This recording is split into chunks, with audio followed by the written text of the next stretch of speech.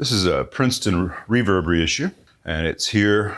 It came in originally just because it had intermittent noise that was bad, 6v6s, and I spoke to the owner. We're going to change out the filters and do the heater swap, the heater wire move like I discussed in yesterday's video on the Fender Reissue amp series in general. And there was a delay because 6v6s were out of stock everywhere for a good while, but I got a pair, so people have been telling me to grow a pair for a while. Ended up just having to buy some. This is fine if you want to leave it in. It's so that people can't stick a screwdriver or something in here and potentially touch anything inside that'll zap them. Don't let your kids play with your tube amps. I think you'll be okay.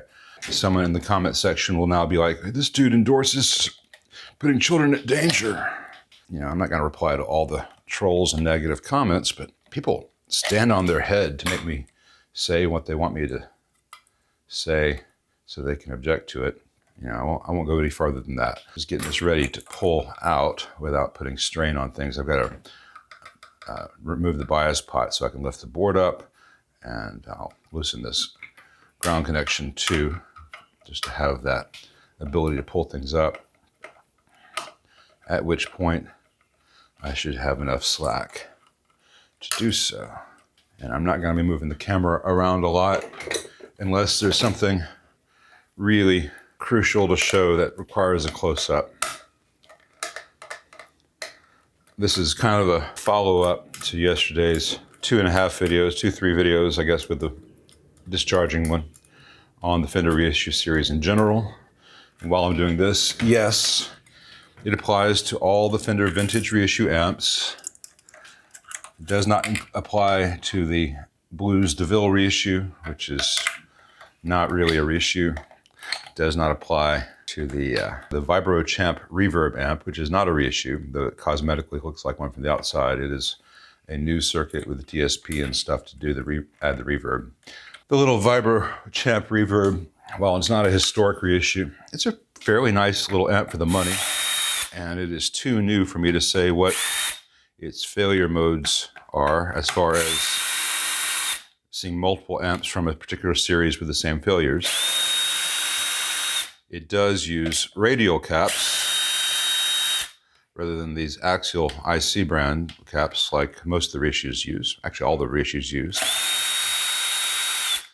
Well, I'll tell a lie. Some of them, instead of using cheap IC brand caps, use cheap Leland brand caps. They're still scraping the bottom of the barrel. But in general, and this may surprise some of you, a radial cap these days is usually a better quality cap than an axial cap. So many of the issues that are common to this series, I don't expect to find on the Vibro Champ and similar amps with radial caps. They'll probably have some new and improved failures unique to them, but time will tell. Well, I cannot find my little plastic pointer. Every time I do something like this in one of these amps, someone who does not pay attention to the whole video or does not listen or does not watch my other videos says, oh my God, he touched something in the chassis with metal. Or this guy's a clown, blah, blah, blah. This amp's been discharged. It's not an issue. I've got this. Okay, I need to remove these wires here to get enough slack. If you do this yourself, go slow, take pictures, make drawings, make notes where things go so you can put it back. It's not a great amp to learn on PCB, especially the single-sided boards that Fender uses with the very thin traces, or a soldering skill test that it's a bad place to find out if you're up to the task, because if you're not, you'll burn things and lift pads off the board. I think they're all up enough for the board to lift up a little bit. Yeah, I'm just gonna give myself a little more slack with all these bundled wires. Not sure why they so viciously bundled all these things to begin with. I'm just checking the quick connects on the power and standby for discoloration. They seem okay. Prep the IC brand caps for removal. And as you will see in just a second, I am deliberately leaving the leads a little bit long coming off the caps that are stuck to the board, here and here, so that I can push them down in just a moment very easily, so I don't strain the solder joints on the bottom when I remove them. We'll remove that silicone in just a little bit after these leads are out of the way, so I have a nice flat surface to work on. All right, so now I can prop this up. Make sure the bias pot comes with it. There we go. Lifts up. I'm being careful not to strain these connections going to the preamp tubes because those wires are fairly fragile. You just have to bear all that stuff in mind. So now I'm going to burn the hell out of my fingers. Sometimes I can just heat these up and push down from the other side. Sometimes I've got to add a little fresh solder to remind this lead-free stuff that it is in fact solder, is capable of flowing, and in fact wants to flow. I actually have calluses on my left hand, not just from playing guitar, from little micro burns. Sometimes the tip of my left hand index finger looks like it was used as practice at an acupuncture school. By the time I can feel it through the callus, it's really hot. Okay, I'm just looking, before I pull out from the other side, looking at these leads, and because I don't want to tear the pad from the other direction, so that one needs to be straightened a little bit. Actually, I'll just snip that one off top side. The others will come out just fine. And now I will get these leads out from the bottom. I could have done it from the top, it turns out, because none of these leads were bent over underneath, as they should have been, as they, in fairness, usually are to some degree or other.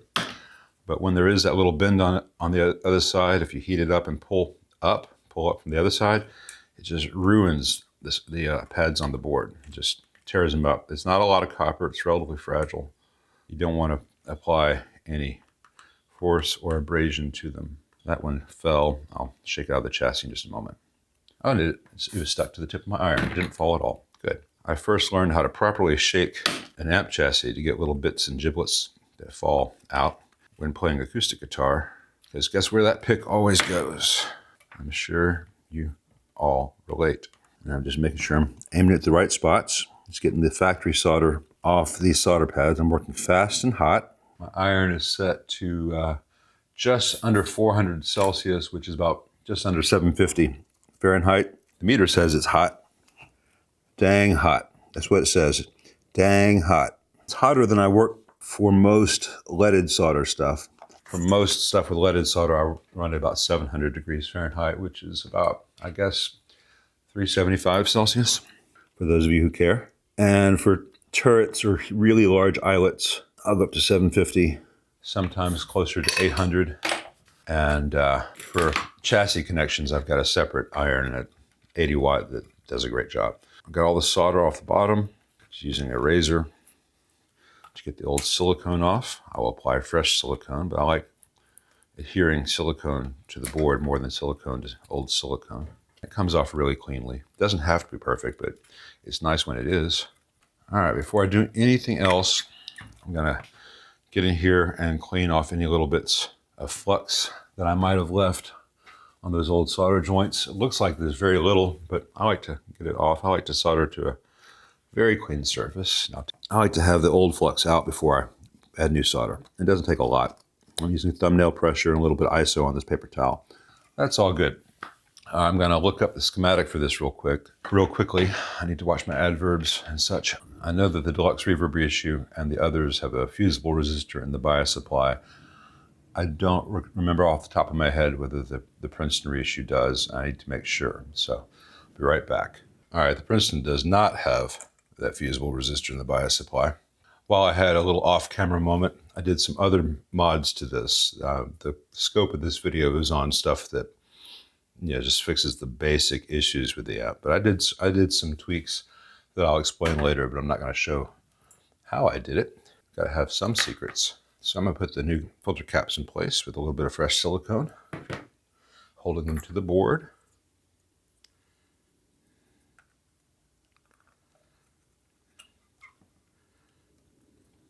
And before I solder them, I bend them for mechanical support with a good crimp over. So the amp would actually probably work without solder at all when I'm done with this. But solder is, of course, highly recommended. Now I snip the excess off before soldering, so I'm not shocking the solder joint, and I don't have to use as much heat because this is a heat sink. With the heat sink gone, it will take solder very well. Just a little bit of silicone there to hold it in place, to bear most of the stress so the leads where they join the cap body aren't stressed, and the leads on the board aren't stressed. I'm going to do all these and then wipe off any excess flux. Then I'll show you the next bit as I'm dropping stuff on the floor. All right, new filter caps in place, very nice. Time to put all this back together. Start with these screws, get them to, you get one line up, then one diagonally at the other end of the board. It's usually pretty easy. I like to start them by hand because it's just a sheet metal screw into the chassis itself, and if you get it wrong, you strip things out and you buy yourself a more expensive repair. So this one's in place and this one's in place. The others will all line up and I can use the power tool. Check back with you in just a second. Well, I hit the wrong button. I thought I was recording, but I wasn't. I put the board all the way back together, the bias pot back, the ground wire back, all these wires back. I took the knobs off the front panel and made sure all the nuts from the pots and the input jacks were tight.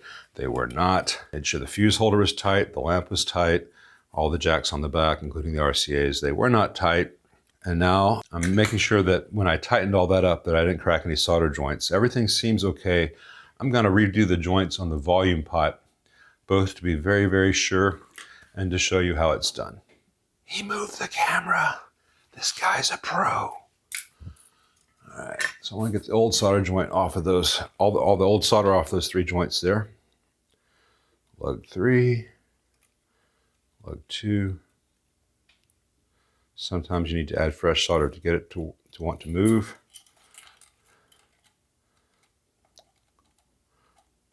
Lug 1. Lug 1 is a ground connection. Lug 2 is the wiper. That sends a signal after it's been attenuated out of the pot. And lug 3 is input. That's the signal being fed into the volume. So with that lead-free solder out, and the frame connections look fine.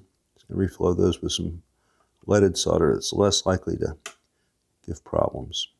And when I power this up, I'll find out if I missed anything. So as I said, I've done some other mods in this amp. I'm not gonna point out everything I did. You'll hear the results. I'll talk about some of the concepts behind them in a little bit. But I do want to point out that it doesn't look like a modded amp. If you look at this, it pretty much looks stock. There's not big gobs of silicone. I've not tried to force orange drops that are that wide into this space, or orange drops with a very thickly diameter through a very small hole in the PCB. It's not hot glue, nothing's fragile, not a lot of wires flying around. And I'm far from the only amp tech who does work like this, even when modifying a circuit. But there is a lot of bad work out there. Most of the time, a well-modded amp does not look like it's been modded at all. Let me turn my attention to the heater stuff and the reverb wiring. Let me do the reverb wiring first because the camera's already over here at this end. I don't know why Fender did this. It's like they forgot how to Fender, or maybe they just didn't play the damn things. Here we have, I've shown this in other videos, but it's always worth showing again. It's an easy fix. We have 1, 2, 3, 6, 7, 8 on the pins of V2. This is the reverb driver tube. Pin 1 is the plate and is tied to pin 6 on the other side with this wire going across the pins. Pin 2 is the grid and is tied to pin 7 on the other side with this loop outside. And pin 3 is the cathode. It comes over here at pin 8 and then crosses over to pin 3. And this can often cause hum. And Princetons are prone to hum, though one of the mods I just did should help that as well. But this applies to the twin reverb reissue, the super reverb reissue, and the deluxe reverb reissue, as well as the Princeton. On the old ones, it's very similar, except that pin 1 to 6, that's the connection that's looped outside of the tube. And pin 2 crosses directly over to pin 7. And for whatever reason, and I've not seen any good technical explanation of it, but it's in a predictable, observable, demonstrable, repeatable situation. The circuit works better if the loop outside the tube is the plate rather than the grid. So I'm gonna make that change real fast, and I'm going to take those quick connects off the 2 green heater wires. I'm pretty sure they actually are green, folks. Sorry about the green, brown, gray mix-up yesterday. and move the connections for the heaters to the first octal socket that has a 6v6 in it. All right, that usually does the trick. It's a fairly simple change. Would cost them nothing to do it right from the factory, and yet they don't. People are like, oh, why is this guy so angry? This guy's so negative. He's a bitter man. Oh, he's so angry. Why is he so angry? I'm not angry. I'm disappointed, and I feel for the player who buys this amp that they think is just going to give them, the tone of the gods, and it has all these little roadblocks for no reason. There are things like just how this socket is wired.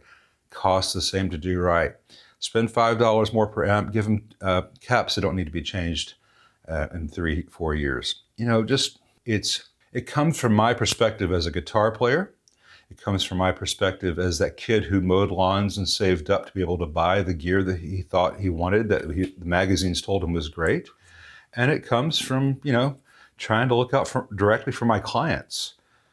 So if looking out for your clients and looking out for the kid who mows the lawn all summer to save up to buy something offends you, there's a lot of other stuff on YouTube to watch. You can go watch funny cats. I don't care. I'm not going to make changes to please some shifting demographic, et cetera, et cetera.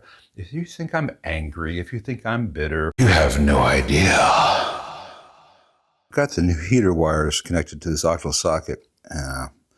Notice this down here. I'm going to get a pointer. See this loose strand of wire right here coming down? That's actually connected to part of this tiny little green wire that goes to the lamp assembly. And they didn't trim it off, that one little strand. And if that heater connection, it just broke off, good, were to have contacted the chassis, which it was perilously close to, this amp could have had a big old short for no good reason other than someone didn't snip one wire. It passed inspection, of course. All right, now that the heaters have all been moved here and the wires going to those balance resistors on the board have been snipped, new heater balance resistors installed right at the socket. One last thing bothers me about this amp, and it's how far the power switch protrudes out the back. I don't like that, and when the bat sticks out that far, it's more likely to get damaged by the amp being knocked over, etc. So I just want to loosen this nut here. For those of you playing the home game, that's a 9/16 inch wrench. I like these low profile ones, make it easier for me to sneak tools into tighter spots. And boy, the comedy just writes itself around here. Finishing it off now, should end up pretty much flush to the surface of the nut, which is a much nicer look. And those switches will fail if something hits them, like the amp is dropped. They're only $5 to $7 typically, sometimes a little bit more depending on where you get them. But it's nice not to have to spend any money if you can just spend a little time and tighten those up. All right, so at this point, this amp has been recapped. Changes to the circuit, which I'll talk about when we play it. The heater wires have been moved from these quick connects directed to the octal socket. These are the heater balance resistors on the board. They're not connected to anything now, so new ones are connected here, or put on the tube socket, where should something burn, it won't burn the board, and they're easy to replace. Power switch has been shortened, essentially. All the hardware is tight. The mistakes on the reverb wiring have been undone. Next, to put in the new 6v6s and bias it and play it. And once I'm sure that all is well, at that point, I will put the knobs back on. But I'm not going to do that in case I need to pull this board for any reason. You can't see what I'm talking about. I'll put the knobs on once I'm sure this board does not need to come back out. All right, I'm going to have some lunch, hook this up, and see where we're at. All righty then. So, new output tubes in place, all biased, about 54% idle dissipation. The mods I did, which I've not explained so far, do two things primarily. They raise the headroom in the phase inverter a lot, which gives the amp a lot more clean output than stock, and also smooths out the transition from clean to overdrive. And some of the other changes I made make the phase inverter, the cathodione phase inverter in the Princeton, sound a lot better when overdriven. Now that is subjective. What is better for one person is not someone else's better. Most people who have either this era of Princeton reverb or reproductions like this of that era of Princeton reverb do tend to prefer this. Historically, Fender kind of handicapped the Princeton so it would not overlap as much with the deluxe reverb, which was potentially a very similar amp. So they made some changes that I won't get into too much in the Princeton to limit its output and its behavior when pushed. Not that either the deluxe or the Princeton were designed to be overdriven, but it's awfully fun to do now. The other big change I did, besides redoing the reverb wiring here, was which filter node the reverb tank, the reverb transformer is driven from. And now, if I turn the reverb all the way up, there's no hum, just some background noise. That's on 10. It's very, very minor. And so let's see what this sounds like. We're going to do a brief playing test. This is a Les Paul because I had it handy. When I get this thing all buttoned up, we'll put it back in its cab with its speaker. This is my shop cab with a 57 on the WGS ET65. I'll show you with strats and stuff as well. But it's nice to know that you can play this little, nominally 12 watt, probably about 16 to 18 watt now, Princeton with the Les Paul and still get cleans.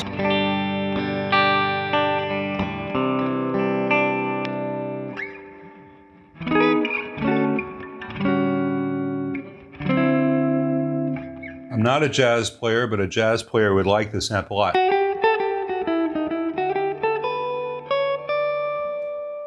Turn the gain up a little bit.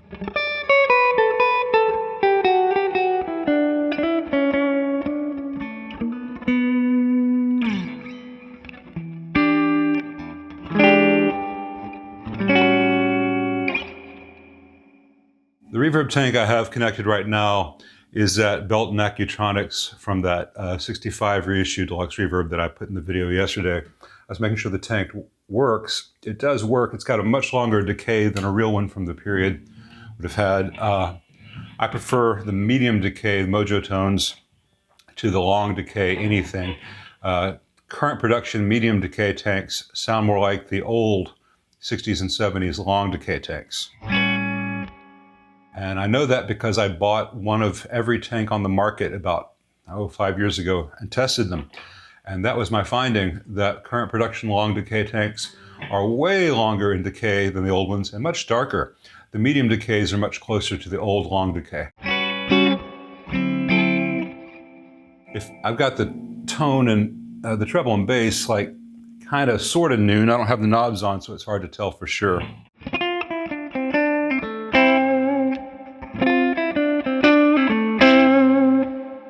That's a really nice sound, and at least through this 2x12, it's quite loud, and it's still pretty clean for a Les Paul into a Fender. The Alan Hines and Robin Fords of this world would quite enjoy this Les Paul into this set here. And for those of us who like it dirtier, let's go up a bit and turn the reverb down a bit.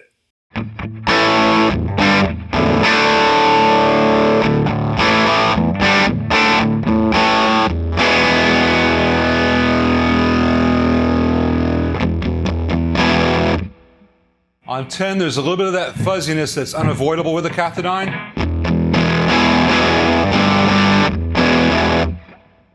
Turn it down just slightly though.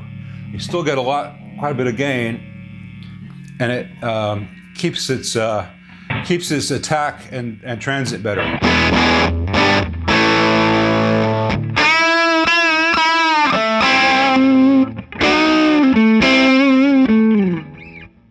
And with a little bit more reverb than that.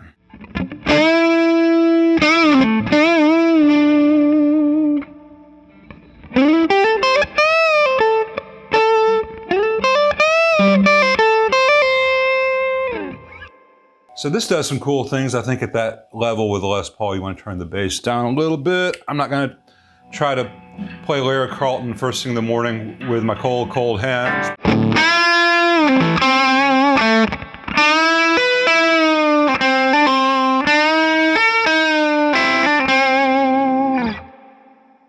The amp is capable of it, even though my hands are not. So I'm going to button this up, and maybe later today or tomorrow, I'll record it through its speaker.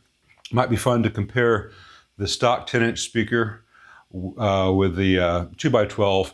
People think Princetons don't have a lot of low end, etc. It's the speaker that's often the limiting factor, plus open back 1x10. So you run a Princeton into a larger cab with larger speakers, you get a lot more air being moved, you get a lot more volume, and you get a much fuller frequency response. But I'll show that next time.